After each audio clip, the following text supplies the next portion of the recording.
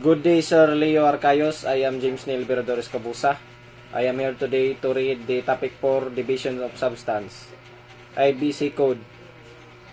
Carriage of chemicals in bulk is covered by regulations in SOLAS Chapter 7. Carriage of dangerous goods and MARPOL Annex 2. Regulations for the control of pollution by noxious liquid substances in bulk. Both conventions require chemical tankers built after 1 July 1986 to comply with the International Code for the Construction and Equipment of Ships Carrying Dangerous Chemicals in Bulk, IBC Code. The IBC Code provides an international standard for the safe carriage in bulk by sea of dangerous chemicals and noxious liquid substances listed in Chapter 17 of the Code. To minimize the risks to ships, their crews, and the environment, the Code prescribes the design and construction standards of ships and the equipment they should carry with due regard to the nature of the products involved. In December 1985, by Resolution MEPC 1922, the Code was extended to cover marine pollution aspects and applies to ships built after 1 July 1986. In October 2004, IMO adopted revised MARPOL Annex 2 regulations for the control of pollution by noxious liquid substances in bulk. This incorporates a four-category categorization system for noxious and liquid substances, and it entered into force on 1 January 2007. Consequential amendments to the International Bulk Chemical Code or IBC Code were also adopted in October 2004. Reflecting the changes to MARPOL Annex 2, the amendments incorporate revisions to the categorization of certain products relating to their properties as potential marine pollutants, as well as revisions to ship type and carriage substances. Following their evaluation by the Evaluation of Hazardous Substances Working Group, ships subject to the code shall be designed to the following standards. 1.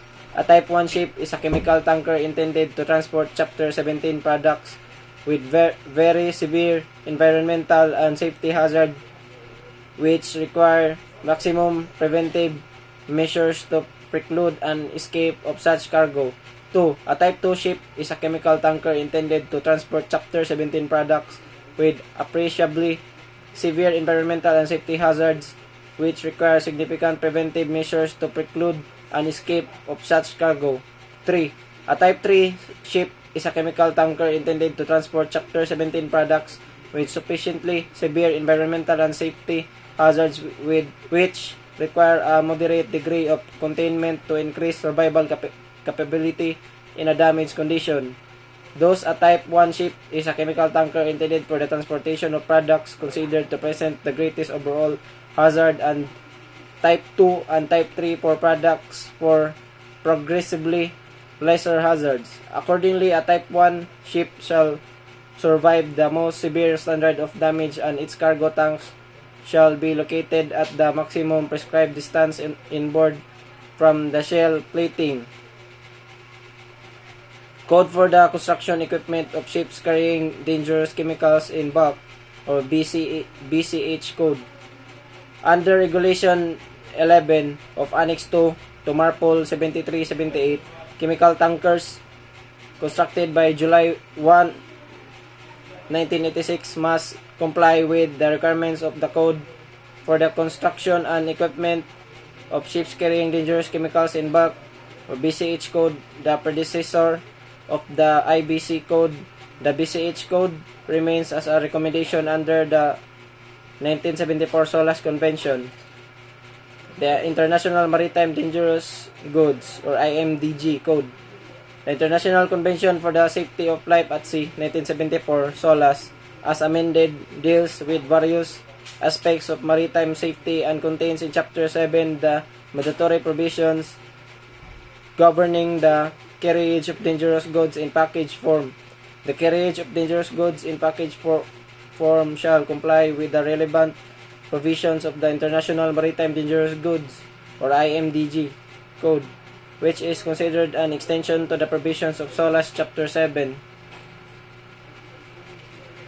Furthermore, the International Convention for the Prevention of Pollution for Ships 1973, as modified by the Protocol of 1978 relating thereto MARPOL, which contains in its Annex 3 mandatory provisions for the prevention of the pollution by harmful substances carried by sea in package form, prohibits the carriage of harmful substances in ships except in accordance with the provisions of MARPOL Annex 3, which are also extended in the IMDG Code.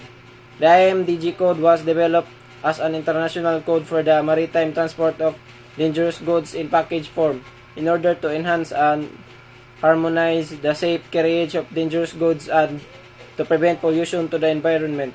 The code sets out in detail the requirements applicable to each individual substance, material, or article, covering matters such as packing, container traffic, and stowage, with particular reference to the segregation of incompatible substances. The code was initially adopted in 1965 as a recommendatory instrument.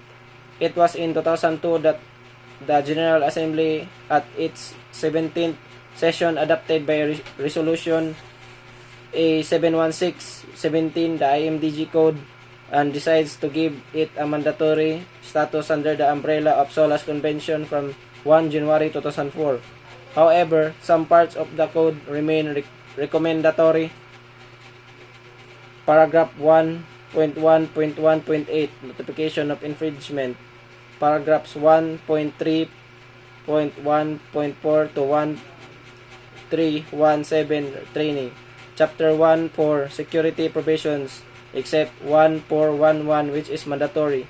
Section 2.1.0 of Chapter 2.1 Class 1 Explosives Introductory Notes. Section 2.3.3 of Chapter 2.3 Determination of Flashpoint.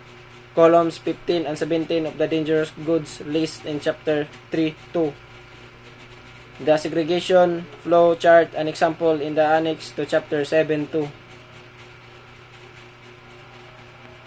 Section 5.4.5 of Chapter 5.4 Multimodal Dangerous Goods Form insofar as the layout of the form is concerned.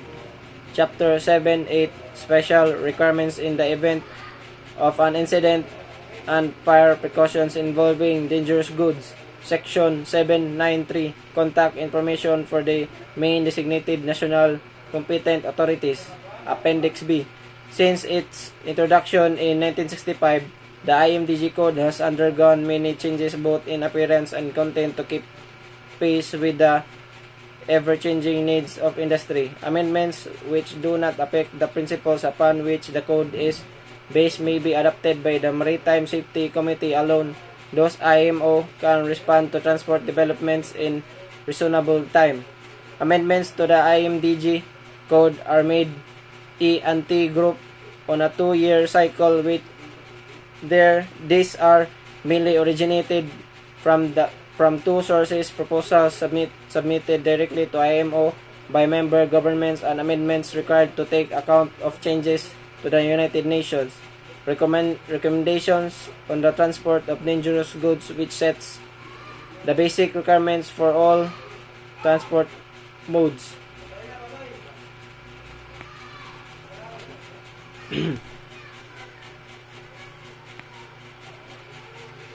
The IBC Code,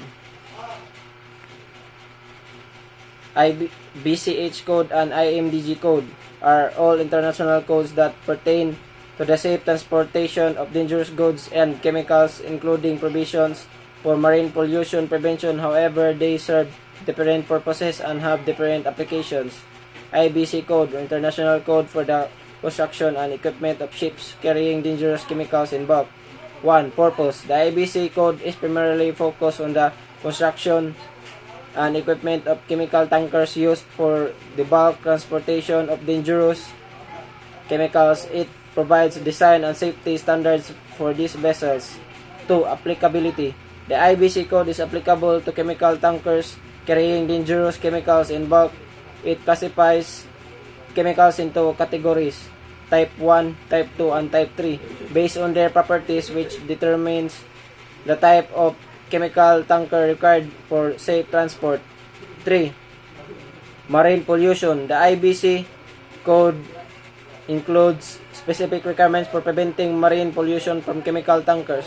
It addresses issues related to cargo containment, discharge restrictions, tank washing procedures, and safety measures to prevent chemical spills and environmental contamination. BCH code. Code for the construction and equipment of ships carrying dangerous chemicals in bulk. Purpose. The BCH code is an older code that primarily addresses the construction and equipment of chemical tankers and provides operational guidance for the safe carriage of dangerous chemicals. 2. Applicability. The IBC code, the BCH code is applicable to chemical tankers. However, its use has been largely superseded by the IBC code, which is more up-to-date and comprehensive. 3. Marine pollution. The BCH code, while it does address construction and equipment related to cargo containment, ventilation, and safety measures, also includes operational guidelines that indirectly contribute to the prevention of marine pollution. However, its focus is not as strong on this aspect as the IBC code. IMDG code, or International Maritime Dangerous Goods Code. 1. Purpose. The IMDG code is different from the IBC and BCH codes in that it is not vessel specific. Instead, it is a global code that provides guidelines for the safe transportation of dangerous goods by sea. It applies to all types of vessels, not just chemical tankers. 2. Applicability. The IMDG code is applicable to all ships carrying dangerous goods, including container ships, general cargo vessels, and chemical tankers. It covers a wide range of dangerous goods, not limited to chemicals. 3. Marine pollution. The IMDG code includes provisions for the safe handling, stowage, and carriage of dangerous goods to prevent spills and pollution. It provides detailed packaging, labeling, and placarding requirements for dangerous goods, as well as emergency response and incident reporting procedures in the event of an incident. In summary, the IBC code and BCH code specifically address the construction, equipment, and safety standards for chemical tankers and their role in preventing marine pollution due to the transport of dangerous chemicals. The IMDG code, on the other hand, provides a broader set of guidelines for the safe transportation of dangerous goods by sea, including dangerous chemicals on various types of vessels.